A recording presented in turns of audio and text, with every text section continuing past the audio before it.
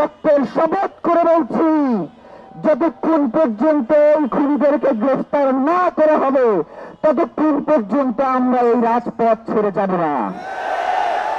যদি কখনো মনে করেন যে আমাদের কাউকে খুঁজে পাওয়া যাচ্ছে না, আমরা গুম হয়ে গেছি, আমরা খুন হয়ে গেছি, তবে এই লড়াইকে থামানো যাবে না। যতক্ষণ পর্যন্ত সরকারে যারা দায়িত্বশীল রয়েছেন উপদেষ্টা বর্গ, তারা সবাই এখানে এসে জনগণের সামনে দাবি কি করেছে সেটা বলতে না পারে ততক্ষণ পর্যন্ত আমরা যাব না। রাষ্ট্র স্থিতিশীল রাখার দায়িত্ব জনগণের না, এই সরকারের। সুতরাং এই জনগণের কোন ঠেকা পড়ে নাই নিজের রক্ত বারংবার দিয়ে এই রাষ্ট্রকে দায়িত্ব অব্যাহত রাখা। আমরা বাংলাদেশের স্বাধীনতা সার্বভৌমত্বকে যেভাবে রক্ষা করতে জানি, বাংলাদেশের স্বাধীনতা সার্বভৌমত্ব যারা বিনষ্ট করতে চায় তাদেরকে দিল্লি পাঠাইয়া দিতেও জানি। প্রিয় ভাইয়েরা,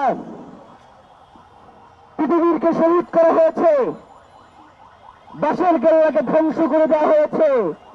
তারা মনে করেছিল যে বাসের কেল্লাকে ধ্বংস করার মধ্যে দিয়ে আজাদির এই লড়াইকে থামানো যাবে, কিন্তু তারা সেই লড়াই থামাইতে পারে নাই। সিপাহী বিদ্রোহে আমার ভাইদেরকে হত্যা করে গাছের সাথে ঝুলিয়ে রেখেছিল। তারা মনে করেছিল আজাদির লড়াইকে থামিয়ে দিতে পারবে, তারা পারে নাই। তারা 47-এ এই আজাদির ভূখণ্ডকে স্বীকৃতি দিতে চায় নাই। বাংলার জনগণ সেই স্বীকৃতি আদায় করে নিয়েছে।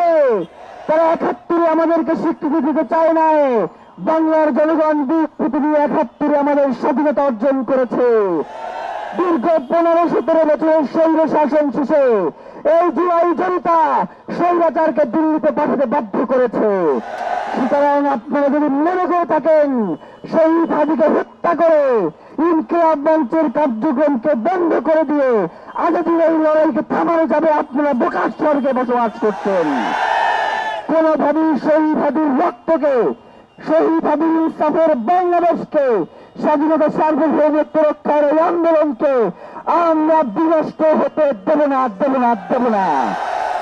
প্রিয় ভাইরা, আজকে শুক্রবার দিন এই জীবন নামাজ পড়ে এসে হাজি ভাইয়ের রক্তের শপথ করে বলছি, যতক্ষণ পর্যন্ত এই খুনিদেরকে গ্রেফতার না করা হবে ততক্ষণ পর্যন্ত আমরা এই রাজপথ ছেড়ে যাব না। বাংলাদেশের ইনকিলাব মঞ্চের দায়িত্ব এখন বাংলাদেশের 18 কোটি জনগণের। তারাই সিদ্ধান্ত নেবে হাজি ভাইয়ের খুনের বিচার হবে কি হবে না। যদি কখনো মনে করেন যে আমাদের কাউকে খুঁজে পাওয়া যাচ্ছে না, আমরা গুম হয়ে গেছি, আমরা খুন হয়ে গেছি, তবে এই লড়াইকে থামানো যাবে না।